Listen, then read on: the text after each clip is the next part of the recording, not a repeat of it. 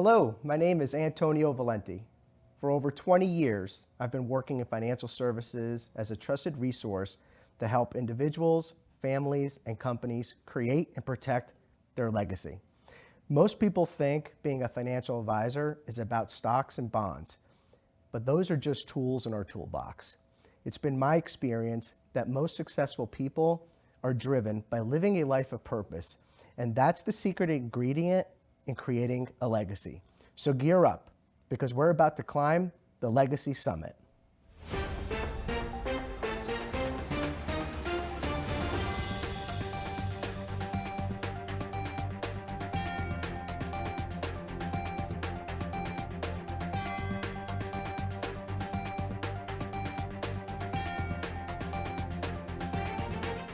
Friends, thanks for tuning in to the Legacy Summit. I'm excited about this show, and though I'm a financial advisor with clients across the country, this show is not about investing and it's not about money.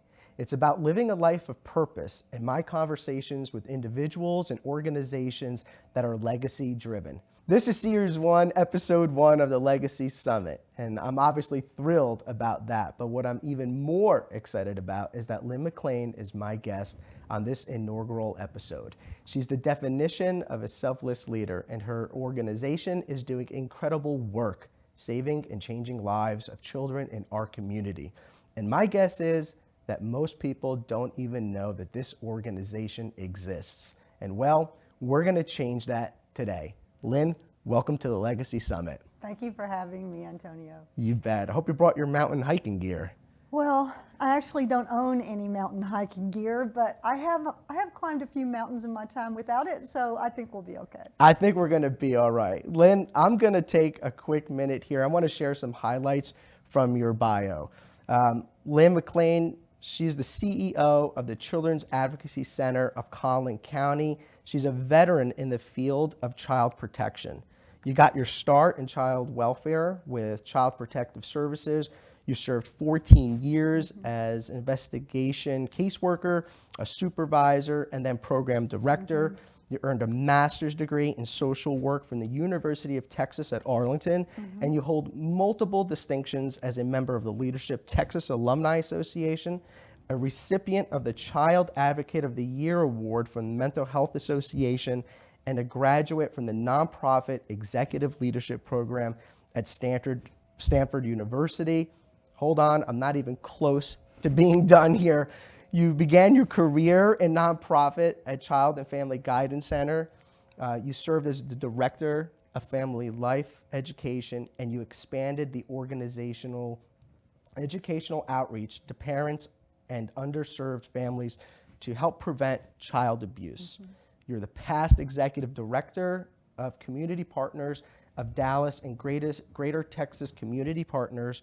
You oversaw the establishment of the statewide umbrella organization servicing 124 volunteer groups, operating 136 rainbow rooms, and serving 187 Texas counties. Yeah.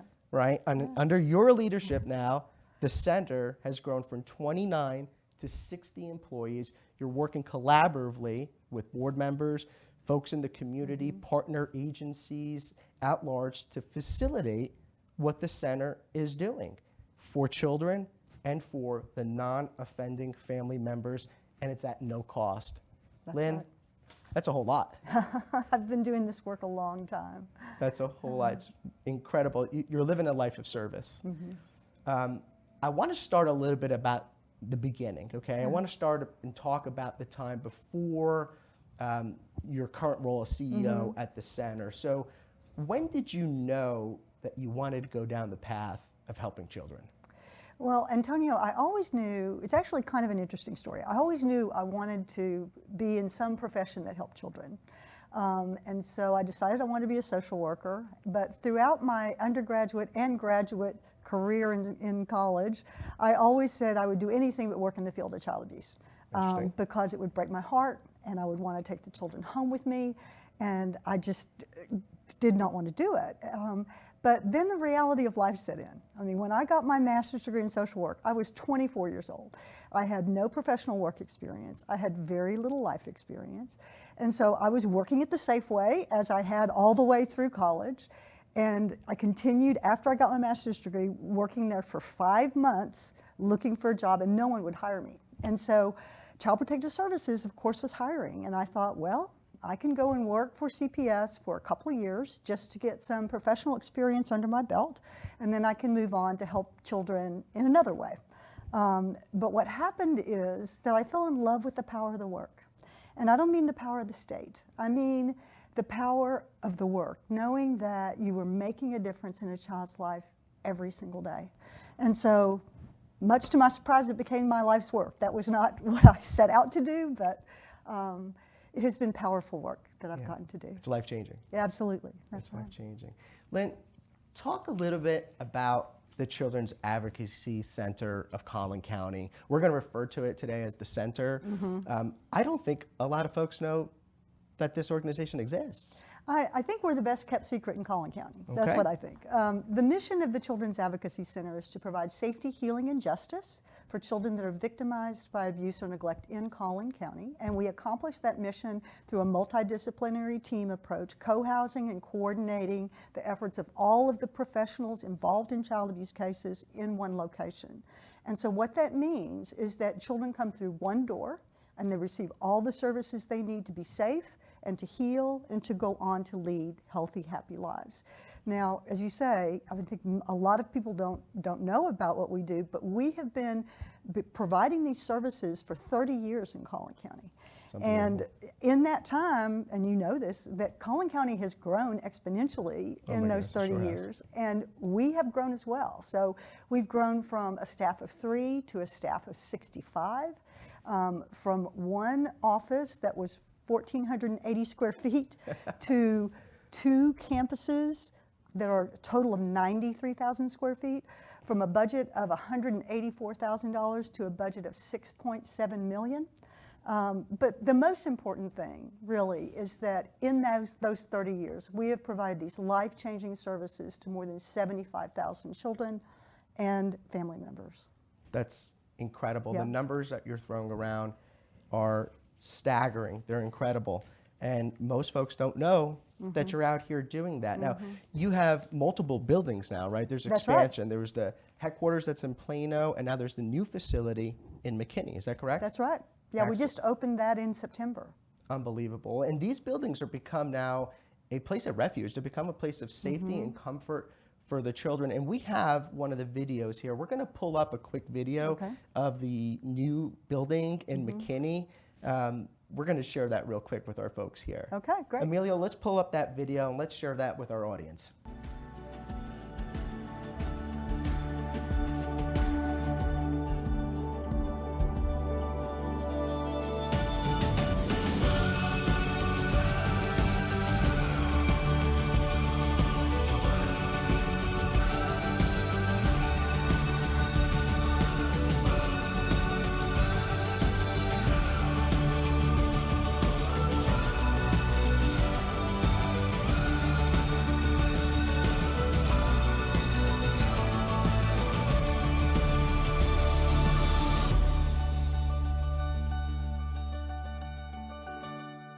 The new facility looks incredible, and the work that's going on there is amazing. There's a quote that I want to read to you. Okay, it's from Janice Stanfield, and it says, "I cannot do all the good that the world needs, but the world needs all the good that I can do." And when I hear that quote, I think of you, Lynne. Yeah. I think of your organization. I think of all the folks that are working there. Yeah. Yeah, it's very powerful work that we get to do. Lynne, we talked a little bit about the center, the mission, and the goal. Help our viewers understand what makes the center different. Yeah, that's a good question. What actually makes the center different is the co-housing and coordinating of all the professionals in one building. At our center, we house law enforcement from several jurisdictions. We house all phases of Child Protective Services, which is the agency that handles child abuse in our state. So folks that do investigations, work with kids in their own homes, work with kids in foster care. And then in addition to that, We have staff who work for the Children's Advocacy Center that provide services that strengthen and support the services offered by the city, county, and state agencies. So therapists, social workers, child engagement specialists. And I have to tell you that these staff are so passionate and so committed to this work. I mean, they inspire me every single day, because they step up no matter what happens. During the pandemic, they were amazing. You know, we never closed during the pandemic because child abuse doesn't stop, and we are not going to stop either. And so, you know, but before Children's Advocacy Centers were founded in the mid-'80s, there was this kind of coordination of services really didn't exist. And that was when I was working for Child Protective Services. So back in that time, it was routine practice for children to have to tell their story multiple times. They would tell it first to a CPS worker, then to a law enforcement officer, usually at a police station, which is pretty scary, then to a medical professional. They had to keep telling their story throughout the case. And then since child abuse cases are complicated, you know, and since we were not co-housed together, it was easy for things to fall through the cracks, right? So the fact that we are all housed together means that we have a much more effective outcome on these cases. It also means that we decrease trauma to children by minimizing the number of times they have to tell their story. Unbelievable. And you know, the fact that the team is working together on this case from the very beginning means that you have really strong outcomes. You know, last year, this team approach that we use resulted in a 95% conviction rate of those who harm children. That's fantastic. And so that protects our children, but it protects our community too. Absolutely. You know, it protects your children. Absolutely. It protects all children. It sure does. And so this does. team approach is what enables us to have those kind of outcomes. So now the center doesn't just do counseling though, right? Because you go way beyond that, right? I mean, there's 4 main directives that the center is really leading. And I want to unpack each one of those one at a time. Okay. Forensic interviews, you had mentioned that. That sounds really important. It sounds a little scary. Can you share a little bit about that? Absolutely. All of the cases actually start with a forensic interview. We have specially trained interviewers who work for the Children's Advocacy Center who do all of the interviews of alleged victims of child abuse and neglect. So they're neutral. They don't work for CPS, they don't work for law enforcement. They are just here for that child. We do our interviews blind, meaning that they don't know what the specific allegations are of the case when they sit down to talk to a child. So there's no issue with putting words in the child's mouth or leading the child to a particular kind of conclusion. While they're doing that interview, CPS and law enforcement are watching the interview real time in another room on a monitor. So all members of the team get the same information at the same time. And that really makes a huge difference. And then the interview is recorded, so that minimizes the number of times the child has to tell their story. People coming into the case later don't have to ask the child one more time, tell me what happened to you. They can watch the recording instead. So that's incredibly that's where powerful. Everything starts. Right. Everything starts. Right, because with that. just telling the story once is hard enough. Oh, Saying absolutely. Multiple times is just absolutely. It's just unheard of. Family advocacy and support services. What's that? Yeah, so we also have a family advocate department that we have caseworkers that provide a wide range of kinds of support services for families. When children and families come to our center for the very first time, you can imagine it's pretty overwhelming for them, and it's traumatic. Something has happened to your child, right? And so the first person to talk to the family is the family advocate, who greets the family. They lets them know what's going to happen that day, about the forensic interview process, everything that's going to happen. And then after the forensic interview is over, they're going to come out and talk to the family again to say, this is what happened and this is what's going to happen next. You know, if the child did make a disclosure of abuse, what's going to happen in terms of getting them connected to therapy, what's going to happen with law enforcement. And then that family advocate stays with that case, providing support for that family from the time of that initial disclosure all the way through the completion of the criminal process, which can take up to 2 years. Wow. So that's a long time, right? Sure is. And the other thing that those caseworkers do is help families with concrete resources. It's not uncommon for the main breadwinner in the family to perhaps be arrested and go to jail, which can put a real financial crisis on the family. So we can help them with rent and with utilities and with food, and then help them figure out how they're going to take care of their children going forward, because the future's different than the past was, right? Sure. So our caseworkers provide support in helping families figure that out. Is that what therapeutic counseling is? Therapeutic counseling is separate. This is more concrete casework. Okay. It's helping connect them with resources in the community and helping them learn how to respond to crisis and helping them with resources for the crisis if they don't know what to do. Gotcha. Right? And so our therapy department is separate from that. Okay. And community education, I know that's an important directive for the center. Tell us a little bit about that. Yeah, our community education, we'd really like to slow down the number of kids that are coming through our doors. Right. And one of the ways to do that is to educate people about child abuse, what to look for, how to keep your children safe. Right. We want to be not just a reactive agency, but also an agency that is preventative, right? So we have a community educator that does training around how to keep your children safe, how to keep your children safe on the internet, how to recognize and report abuse. She can do those at corporations or civic organizations as a brown bag lunch presentation. We do them virtually as well. All of them are free because we just want to help keep children safe in our community, right?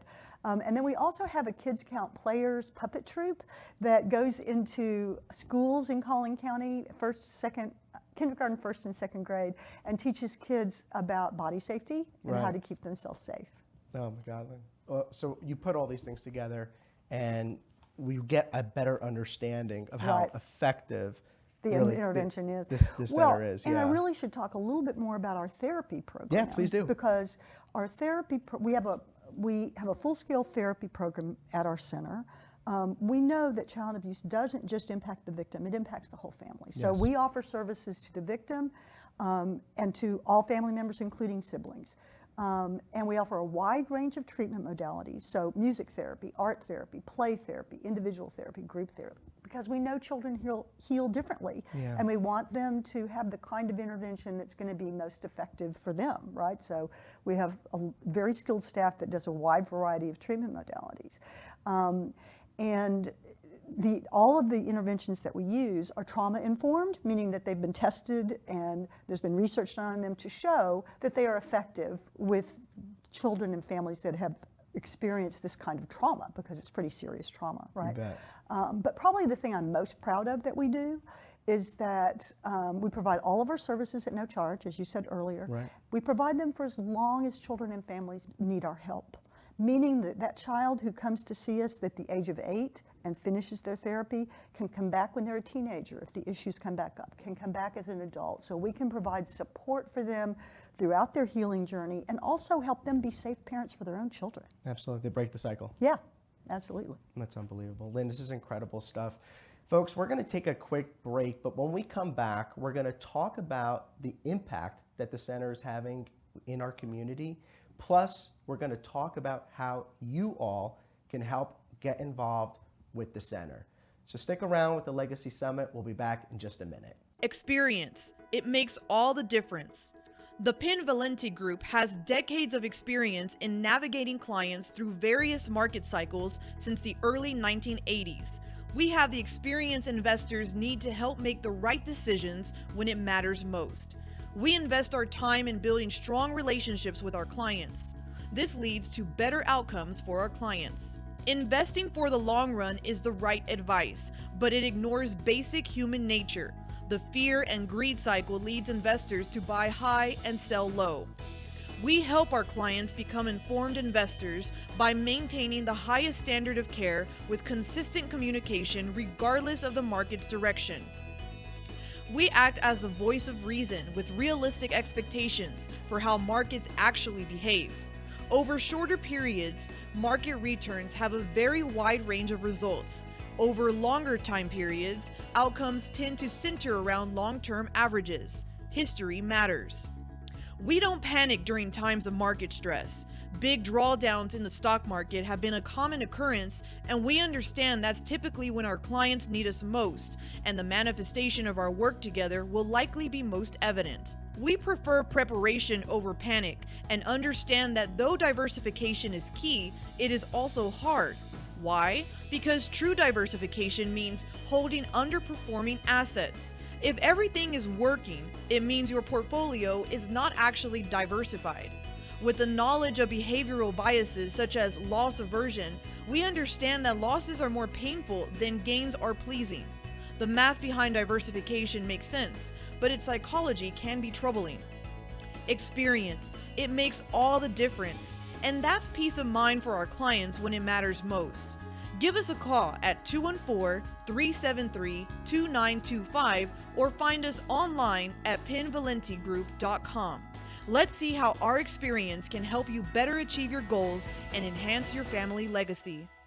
Okay, friends, we are back. Thank you so much for sticking around for part 2 of the Legacy Summit. And I'm here with Lynne McLean, and we've been talking about the Children's Advocacy Center of Collin County and the amazing work that you are doing, keeping kids in our community safe. I mean, what could be more important than that? We're going to share another video here with some of these great kids that you have, and they're really just sharing some amazing facts about how powerful the center is. So we're going to bring up this next video and then talk about it. Emilio, let's bring up that second video and let's share that with our audience. Collin County is the only children's advocacy center in the country that houses its own law enforcement cybercrime forensic lab.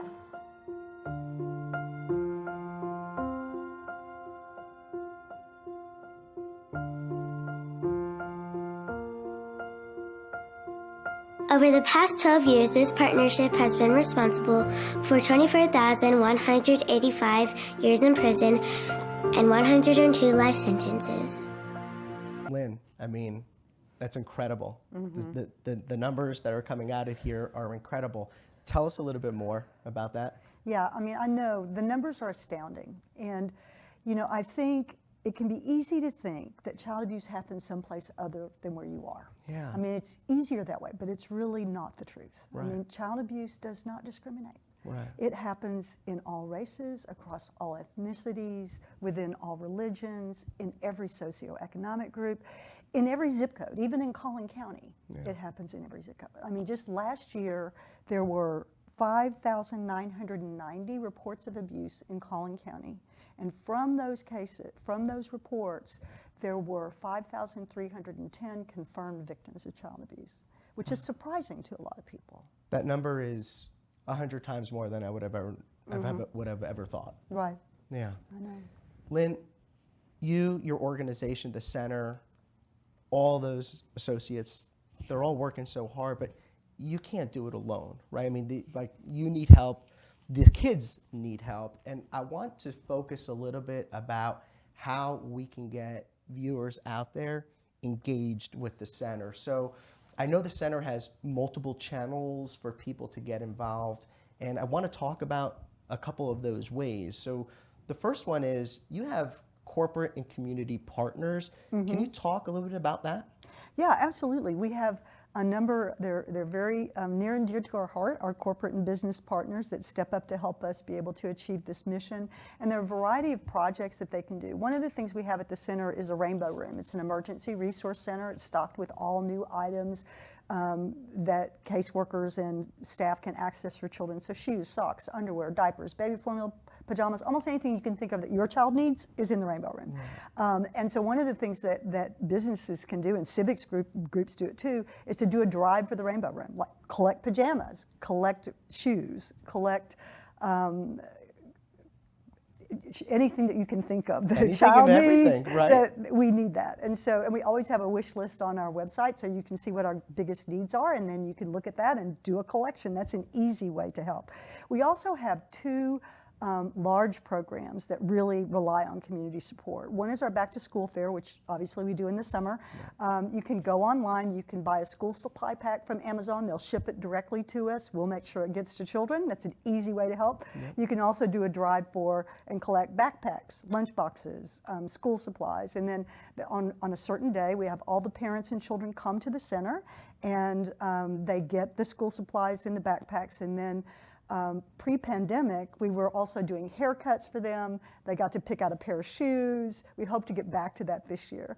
but really helping children feel fully equipped to go back to school with all they need to be successful. And then the other program we have is our holiday project, which is actually what we're in the midst of. It's going on right now. Right Okay. now. And it has 3 phases. You can adopt a child and meet the specific wishes, get the specific wishes, the things they want for Christmas.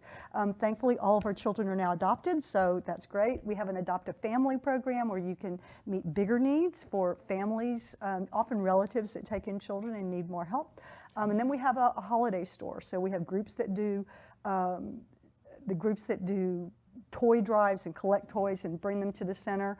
And then we have 2 days next week, we'll have families coming to select things. I mean, right now at the center, and you've been there, the long hallways are filled with bicycles. I love that. You cannot walk down with that, and it all smells like bicycles. Yeah. But it's a wonderful smell, and It I is. just think any child who wants a bike for Christmas should get a bike. Absolutely. You know, and Absolutely. so we have bikes there. So you're all like a Santa Claus. Yeah, and it's great. You know, these children have suffered trauma, and it's nice to be able to do something that brings them big joy. They deserve it. right? They do. They deserve So we also have some opportunity. We have opportunities for businesses and groups to do volunteer projects around the center. So Okay. oftentimes we have groups that will come help us with facility things that we need. And we have some individual volunteer opportunities. Those are more minimal, primarily because of the confidential nature of what we do. course. There's fewer of those, but there are opportunities for individuals as well. And then we also have a fairly robust internship program Okay. for students that are working on bachelor's or master's degrees. So students that may be working on social work degrees can do internships in our family advocate department. If they're working on a child development degree, we have a child engagement program they can work in. We even use interns in our community relations department and in our development department if someone wants to learn about fundraising. And then folks that are working on their master's degree in counseling or a related field can do internships in our therapy department. Gosh, that's incredible. Yeah. That's incredible. So they're getting the right guidance really to go down this path. Absolutely. These are future Lynne McLeans, Well. is what I'm hearing. So They'll be Lynne- better than me. Well, I don't know. That's a tall order. That's a tall order, Lynne. Lynne, you know, obviously I work in a world of money, and I'm going to make a guess here. It's an educated guess, but I'm going to make a guess that financial contributions play an important role to the center in executing its mission every single day. I want us to talk in a minute. I want us to talk a little bit about how folks can get involved with either charitable contributions, financial contributions to the center. And but before that, and perhaps even as a segue to financial contributions, I have something here for you today. Well. And I just want to read this real quick as I hand it off to you. This is a check for $1,000 Well, wonderful. made out to the center, and it says, "Dear Children's Advocacy Center of Collin County, our Baird employee, Antonio Valente, myself, donated to your organization and requested that the enclosed matching gift be delivered to you from the Baird Foundation. We appreciate your organization's dedication to the community. Sincerely, the Baird Foundation." Oh, how nice. Here you are. Thank you so much. That's bet. so very generous of you. Absolutely. Can you talk a little bit about matching contributions? Because I don't know if a lot of folks know that this is out there. I think that's absolutely right. There are a lot of corporations and businesses that match their employees' contributions as their way to give back to the community, right? And it's really important because obviously it doubles the amount of money that comes into the center to help our Doubles it. children. So I think it's not a bad idea for everyone to ask Right. if your corporation matches donations, because a lot of them do. Absolutely. So I would say for viewers out there is to check your intranet site, check your website, contact your HR benefits. Most companies have these foundations, and if the money's not being used, it's just sitting there. So it's a great way to give back to the community. It's a great way to multiply and amplify the contributions that folks are doing, and it's going to the causes that you want to, the causes in our backyard. It can change the lives of children. Absolutely, absolutely. Now, Lynne, there's one thing that we didn't discuss, which is very near and dear to my heart, the Guardian Angel Society. Please tell our viewers what that is and why is it so important to the center? Yeah, our Guardian Angel Society, our Guardian Angels are the most prized and esteemed donors to the center. They are donors that commit to contributing $1,000 a year for 5 years to support the operating of the organization. And we try to make it as easy as we can for people to do that. So you can pay it monthly, you can pay it quarterly, you can do it all in once, you can do it online, you can do it in a whole variety of ways. But the reason that's so important is that those are funds we can count on, that we know are coming in the door to help meet that $6.7 million budget that we have, right? And so, so it's critically important that we're able to do that. And right now, we have 209 guardian angels, and our goal is to have 250 guardian angels, because that would be $250,000. That's right. Coming in the door, right, to meet the needs of the ever-growing needs of the children. Of the children. Yeah, that we have to serve. That's incredible. Lynn, we're having a great conversation here. We talked about the center. We talked about the amazing impact that you're having in our community. I feel like I've asked you 100 questions, but I'm going to ask you maybe one more. Is there a question that you wish I had asked? There actually is. I wish you had asked if we are rated on Charity Navigator. Wait, okay. What's Charity Navigator, and why is that important? What does it mean?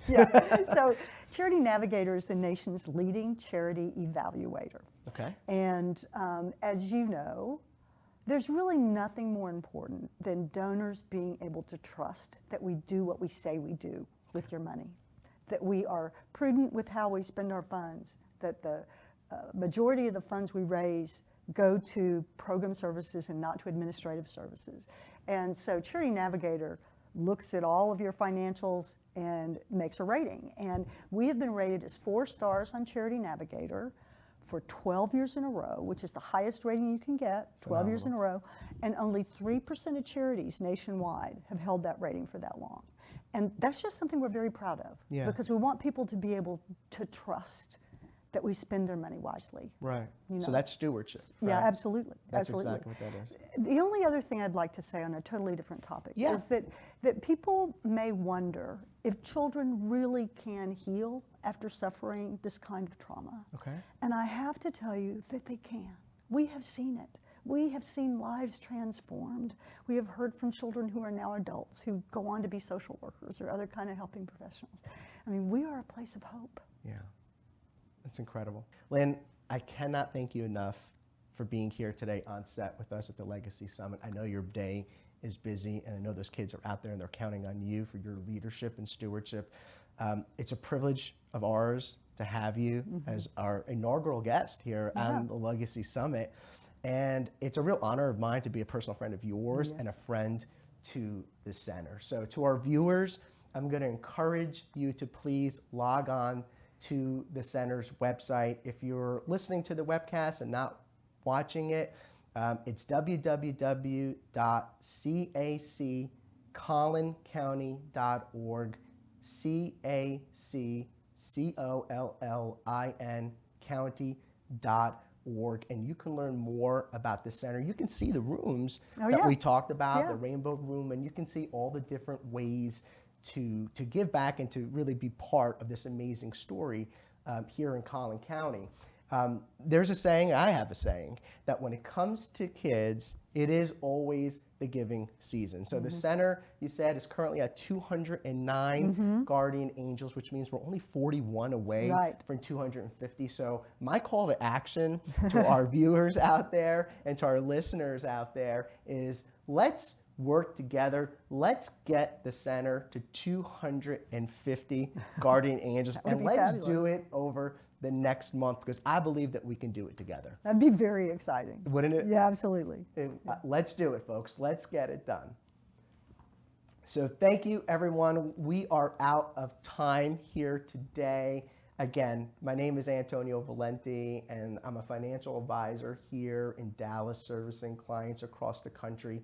If you would like to be a guest on the Legacy Summit or need assistance with your family wealth planning or your family or corporate legacy planning, please reach out to me. Legacies are made and protected with intentionality and purpose, and my team and I are ready to have that legacy conversation with you. Thank you, and God bless.